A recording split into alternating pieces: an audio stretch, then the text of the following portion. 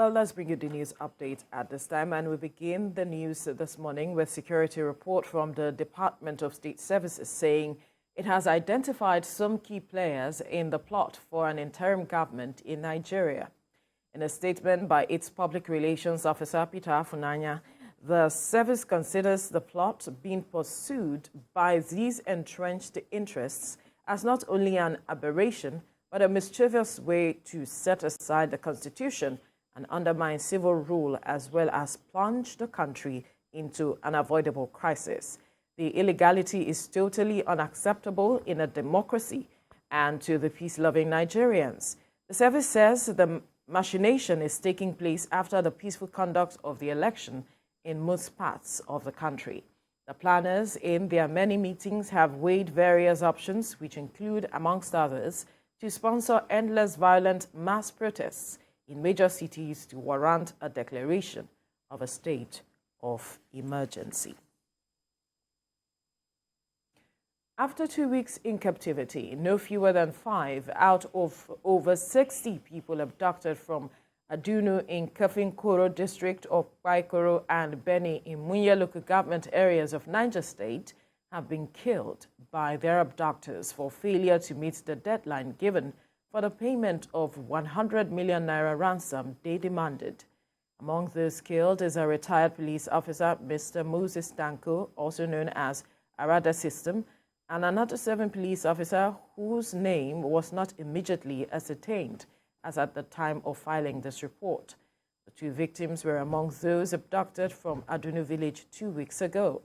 A source close to the district head of Adunu, Malam Kabiru Bawa, told our correspondent that 3 women were set free by the bandits after raping them to come back to the community to tell the news of the execution of the 5 people, and threatened that more victims would be killed if their demand of 100 million naira is not met.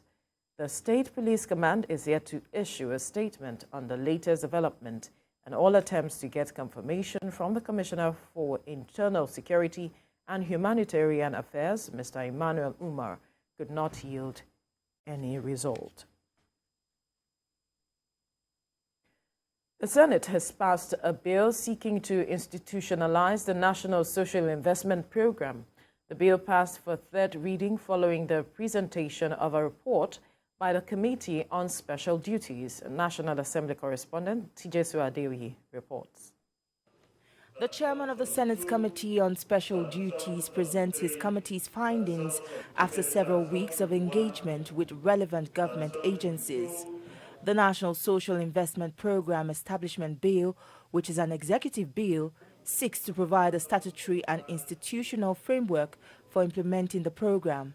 It will ensure more equitable distribution of resources to the vulnerable population, including youth, women, persons with disabilities, and vulnerable senior citizens. The bill gets the nod of the Senate, as other lawmakers agree that it will lay a solid foundation for poverty alleviation in Nigeria. The President of the Senate believes this is another milestone achievement of the 9th National Assembly and the Buhari administration. No country, no society, no community can ever have peace or no peace without addressing the issues that affect its poor. No country. Some of the insecurity we face in Nigeria can be attributed to very high level of poverty. And the truth is, leaders at all levels have the obligation, not only federal government, have the obligation to work to ensure that we reduce or alleviate poverty amongst our citizens. The Senate also hopes the bill gets a speedy presidential assent as it will address the socio-economic inequalities among Nigerians and drastically reduce the poverty index in Nigeria. Tijesu Adeoye, TVC News, Abuja. The Independent National Electoral Commission has issued certificates of return to the Governor of Oyo State, Seyi Makinde. The Commission also presented the certificate to the 32 House of Assembly members-elect across the 33 local governments in the state. Olaide Oyewole has details. You are by your seat. The ceremony, which held at the University of Ibadan Conference Center, having top government officials, heads of security agencies, political appointees and other stakeholders in the electoral process in attendance. One after the other, the 32 lawmakers-elect across the 33 local governments took turns to receive their certificates from the officials of INEC. The governor and his deputy were afterwards presented their certificates amidst cheers from supporters and party stakeholders present. Congratulations, Your Excellency. Governor Makinde in his address assured the people of the state that his new administration is ready to take the task of governance and building a state that will be an envy to all the states in Nigeria. It's a time for us to redouble our efforts towards taking our people from poverty to prosperity. The resident electoral commissioner wants the elected leaders to use their renewed mandate to reawaken the confidence of the electorate in democracy.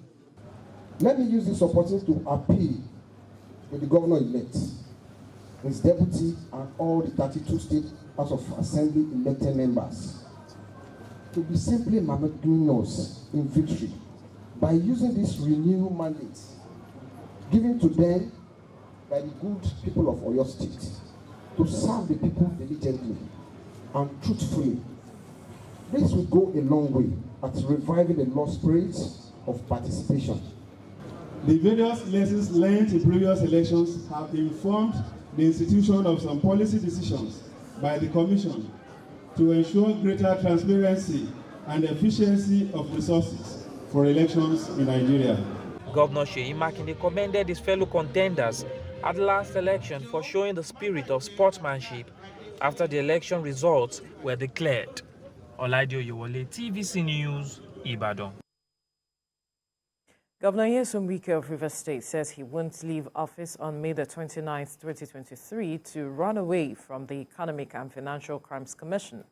The governor and People's Democratic Party strongman said he has nothing to fear if the anti-graft agency comes to probe his administration. Mr. Wike, whose 8-year two-term will end on May the 29th, directed his successor and Rivers State Governor-elect, Sim Fubara, to show EFCC his many accomplished projects in Rivers if the Anti-Corruption Commission comes for investigation. He spoke on Wednesday at the commissioning of Rumuigbo Internal Road Network in the Obiakpo local government area in the oil-rich South state. I'm not leaving office to run away so that EFCC will not come. I'm leaving office and I will stay here. I'm not going anywhere. When the EFCC comes, go and show them all the projects. I believe that we should have strong leadership. I can't support people whose interest is only to amass money. I can't support people where we did congresses and then raised about 12.5 billion naira. Within 2 months' time, the money is gone. I won't support that. I won't. And that's why I support that. That bloody criminal must leave the office if we want PDP to be strengthened.